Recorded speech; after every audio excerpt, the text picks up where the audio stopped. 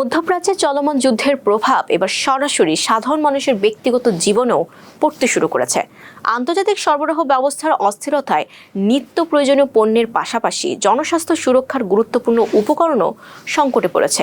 বিশ্ব রাজনীতির টানাপোড়েনের কাঁচামালের দুষ্প্রাপ্যতা ও দাম বৃদ্ধির কারণে বড় ধরনের চাপের মুখে পড়েছে একটি গুরুত্বপূর্ণ শিল্প।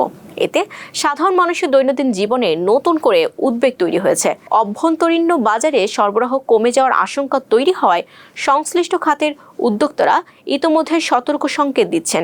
কাঁচামাল সংকট দীর্ঘায়িত হলে পরিস্থিতি আরও খারাপ হতে পারে বলে ধারণা করা হচ্ছে। জানা যায় এই সংকটটি ভারতের কন্ডম শিল্পকে ঘিরে তৈরি হয়েছে। দেশটিতে বছরে প্রায় 400 কোটির বেশি কন্ডম উৎপাদিত হয়, কিন্তু লোহিত সাগর ঘিরে বাণিজ্যিক অস্থিরতার কারণে সিলিকন অয়েল ও অ্যামোনিয়ার মতো গুরুত্বপূর্ণ কাঁচামাল আমদানিতে বড় ধরনের বাধা সৃষ্টি হয়েছে। ফলে প্রায় 8,170 কোটি রুপির এই শিল্প এখন চরম সংকটে পড়েছে।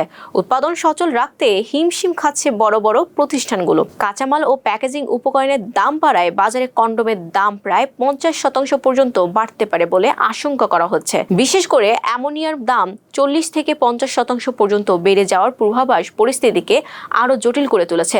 এছাড়া পিভিসি ও অ্যালুমিনিয়াম ফয়েলের সংকট, পরিবহন জটিলতা এবং পেট্রোকেমিক্যাল খাতের অস্থিরতাও এই শিল্পকে বড় ঝুঁকির মুখে ফেলেছে।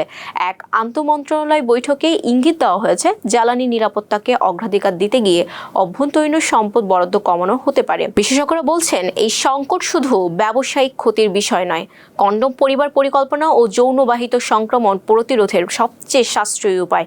এর দাম বেড়ে গেলে বা সংকট তৈরি হলে জনস্বাস্থ্যে দীর্ঘমেয়াদী নেতিবাচক প্রভাব পড়তে পারে। ইতিমধ্যে দিল্লি ও মুম্বাইয়ের মতো বড় শহরের ফার্মেসিগুলোতে সরবরাহ ঘাটতির ইঙ্গিত পাওয়া যাচ্ছে, যা ভবিষ্যতে বড় ধরনের জনস্বাস্থ্য সংকটের আশঙ্কা তৈরি করছে।